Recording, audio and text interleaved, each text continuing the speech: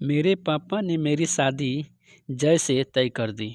मेरे माँ-बाप के चेहरे पर संतोष था कि उनकी बेटी का रिश्ता एक अच्छे घर में होने जा रहा है। जय मुझे जब पहली बार देखने आया तो हम दोनों ने एक दूसरे की आंखों में देखा और मुस्कुराए। इसके बाद हम सुंदर सपनों की एक दरिया में डूबते चले गए। मैं एक प्राइवेट स्कूल में पढ़ती हूँ और मेरे पिता एक सिविल इंजीनियर हैं। उन्होंने अपने परिचित ठेकेदार के बेटे से जय से, जो एक मल्टीनेशनल कंपनी में अच्छे पद पर था, मेरा रिश्ता तय किया। मैं और जय जब मिले तो हमें आपसी विचारों में बहुत मेल लगा, सो हमने भी खुशी खुशी रिश्ते के लिए हामी भर दी।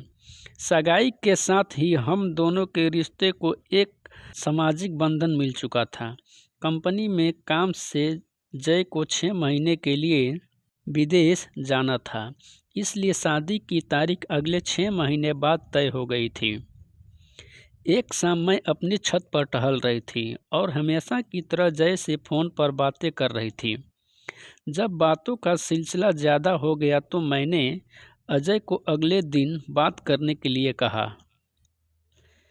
इसके थोड़ी देर बाद मैंने कॉल कट कर दी।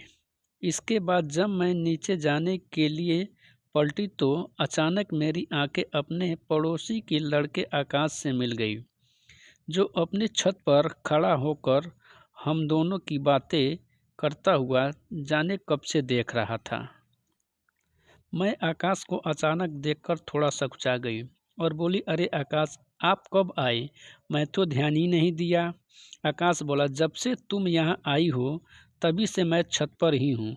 आकाश ने अपनी तरफ हंसी के साथ कहा। मैं आंखें नीचे कर कर सीढ़ियों की ओर चल पड़ी। मैं आकाश की नज़र को अक्सर भांपती थी कि उसमें मेरे लिए कुछ और ही है। भाव आते हैं। एक रोज़ जब मैं अकेली छत पर टहल रही थी तभी आकाश भी अपनी छत पर आ गया। मैं आकाश से बोली, अरे आकाश, आप कभी आए? आप बहुत कम दिखते हैं।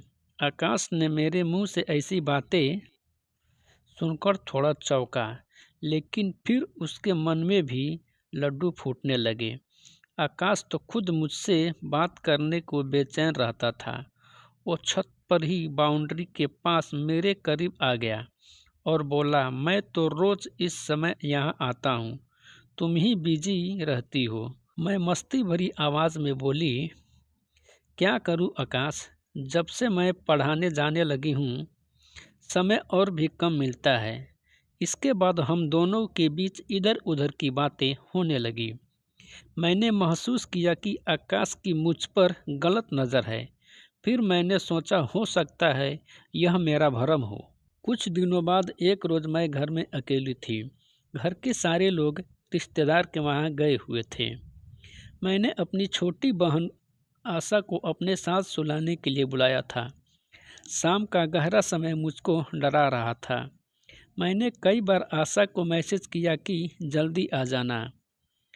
मैं खाना बनाने की तैयारी कर रही थी। तभी मुझको छत पर सूखे कपड़ों का ख्याल आया, तो मैं भागकर ऊपर आई। कपड़ों को समेटने के बाद मुझे अपनी एक कमीज गायब मिली। मैंने आसपास देखा तो पाया कि वह कमीज आकाश की छत पर है, कोने में पड़ी थी। मैंने पहले तो हिचकिचाई, लेकिन फिर आसपास देखकर आकाश की छत पर कूद गई। मैंने आकाश के आने से पहले वहां से भाग जाना चाहती थी, मगर जैसे ही मैं अपनी कमीज उठाकर मुड़ी, आकाश मुझे मुस्कुराता हुआ खड़ा मिला। मैं भी एक हल्की सी मुस्कुराहट उसकी ओर फेंकी।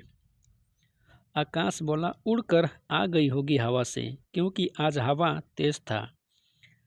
आज मैं वहाँ से निकलने की मूड में थी, लेकिन आकाश मेरे आगे दीवार से लगे खड़ा हो गया था और बातें करने लगा।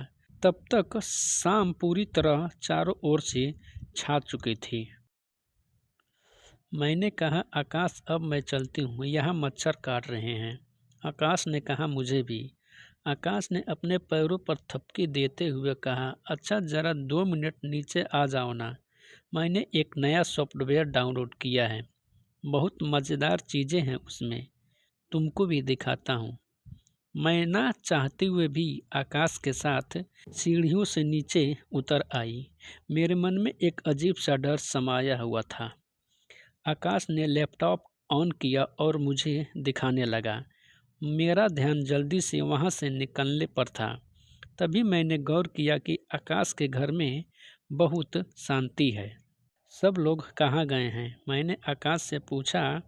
आकाश ने जवाब दिया कि यहाँ भी सारे लोग बाहर गए हुए हैं, कल तक आ पाएंगे। मेरा दिल धड़कने लगा। मैंने कहा, आकाश अब मैं निकलती हूँ, मुझे खाना भी बनाना है। मेरा इतना कहना था कि आकाश ने मेरा हाथ पकड़ लिया। यह क्या कर रही हो आकाश? मैंने आकाश से पूछा। मुझे आकाश से किसी ऐसी हरकत का डर तो पहले से था, लेकिन आज उसे करते देखकर अपनी आंखों पर भरोसा नहीं कर पा रही थी। आकाश ने मेरी कमर में हाथ डालकर मुझे अपनी ओर खींचा और मेरे हाथों में थमी कमीज मुझसे लेकर टेबल पर रखते हुए बोला, जय की तस्वीरों में रोज नई नई लड़कियां होती हैं, तुम तो उसको एकदम पैकेट वाला खाना खिलाने के चक्कर में क्यों हो? तुम भी थोड़ी झूठी हो जाओ, किसी को पता नहीं चलेगा। मेरा दिल जोर से धड़कने लगा। आकाश ने मेरे मन में दबे उसी शंके के बिंदु को छू लिया था, जिसके बारे में मैंने रात सोचकर चिंतित होती थी। क्या सही है, क्या गलत? यह सोचते सोचते बहुत देर हो गई। तब तक तूफान कमरे में आ चुका था। मैं आकाश को रोक नहीं पाई और मैंने खुद को उसे सौंप दिया। अब आकाश जब भी मुझे बुलाता, मैं भी खुशी खुशी अपनी छत फाँद कर उसके पास चली जाती। फिर एक दिन मेरी ज़िंदगी में तूफान आ गया। मैं प्रेग्नेंट हो गई और मेरे माँ बाप को जब यह बात पता चला तो वह सुनकर दंग रह गए। मेरे घर में जोरदार हंगामा हुआ। इसके बाद मेरा हाइमेनोप्लास्टी कराकर जय के आते ही मुझे ब्याह कर कर विदा कर दिया गया। मेरी भी जय के साथ संतुष्ट था, क्योंकि आकाश के पास मैं खुद को शारीरिक सुख देने और अनचाहा बदला लेने के लिए जाती थी।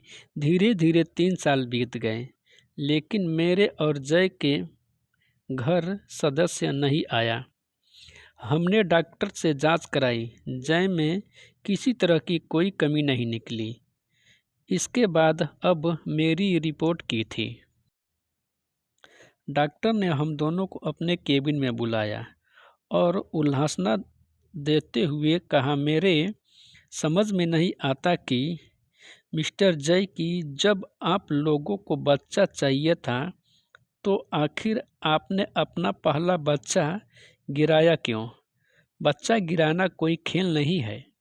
अगर ऐसा कराने वाला डॉक्टर अनुभवी नहीं हो तो आगे चलकर पेट से होने वाली दिक्कत आती है। अपनी पत्नी के साथ भी यही हुआ है।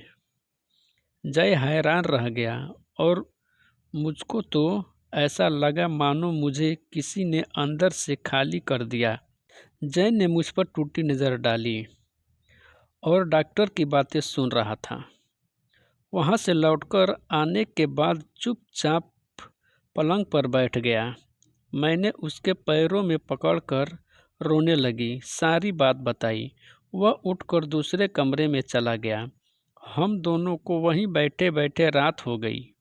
आपको यह वीडियो कैसी लगी कमेंट में ज़रूर बताइएगा।